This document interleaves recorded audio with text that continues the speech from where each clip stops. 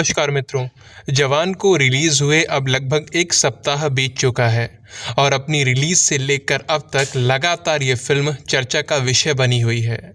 जवान की चर्चा दो कारणों से अधिक हो रही है। इनमें से एक तो है उसका कलेक्शन और दूसरा है फिल्म की विचारधारा, उसका मैसेज। मित्रों, आपको याद होगा पठान के समय में भी उसके कलेक्शन पर काफ़ी चर्चा हुई थी। जहां एक और पूरा तंत्र पठान को हिट दिखाने में लगा हुआ था, तो वहीं कुछ लोग ऐसे भी थे जो लगातार तथ्यों के आधार पर ये सिद्ध कर रहे थे कि जनता ने पठान को नकार दिया है, उसे तो जबरन हिट बनाया जा रहा है। कुछ उसी प्रकार की स्थिति जवान को लेकर भी बन गई है। जवान के समर्थक उसे हिट कह रहे हैं तो विरोधी उसे ज़बरदस्ती की हिट बता रहे हैं, और सभी के पास खुद की बात को सिद्ध करने के लिए अपने अपने तर्क हैं, अपने अपने प्रमाण हैं।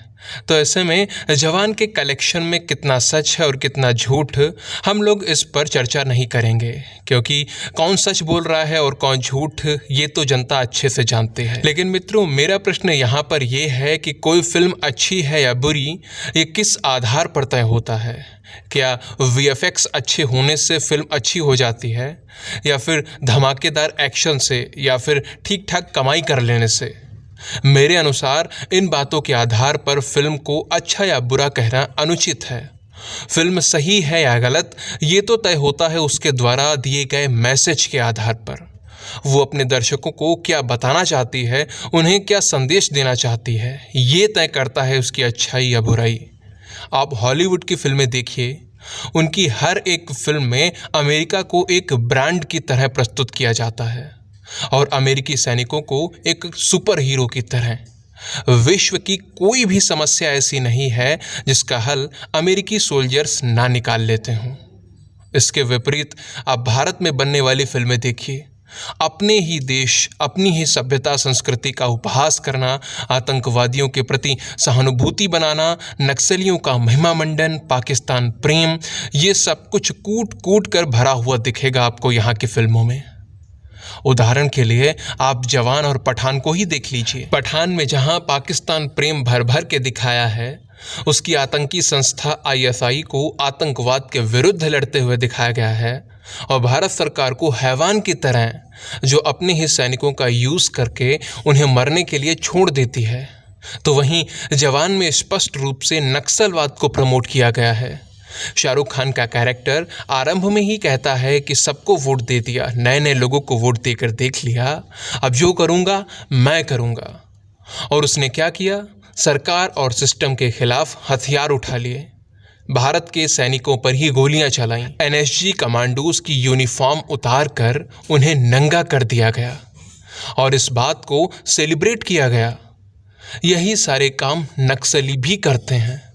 वो भी अन्याय और अत्याचारों के विरुद्ध लड़ने के नाम पर भारत के विरुद्ध ही हथियार उठाते हैं, हमारे नागरिकों की, हमारे सैनिकों की हत्या करते हैं।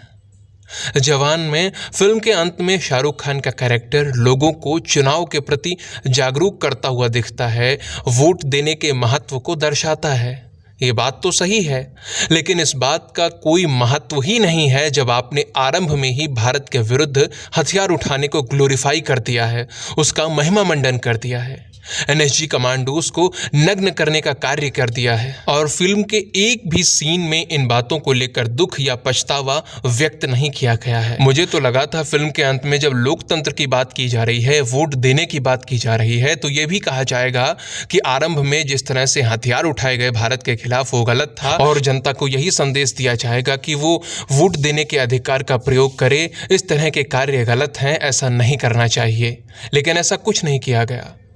तो जब आपने पछतावा व्यक्त नहीं किया, दुख व्यक्त नहीं किया, तो ऐसे में आपका लोकतंत्र की बात करना एक छलावा भर लगता है। मित्रों, जवान एक सफल फिल्म है या असफल, इस पर जो मेरे विचार हैं वो मैंने आपके सामने व्यक्त कर दिए। आप इस विषय पर क्या सोचते हो नीचे कमेंट सेक्शन में लिखकर बता सकते हो। वीडियो अंत तक देखने के लिए आप सभी का बहुत बहुत धन्यवाद। जय सिया राम, जय माँ भारती।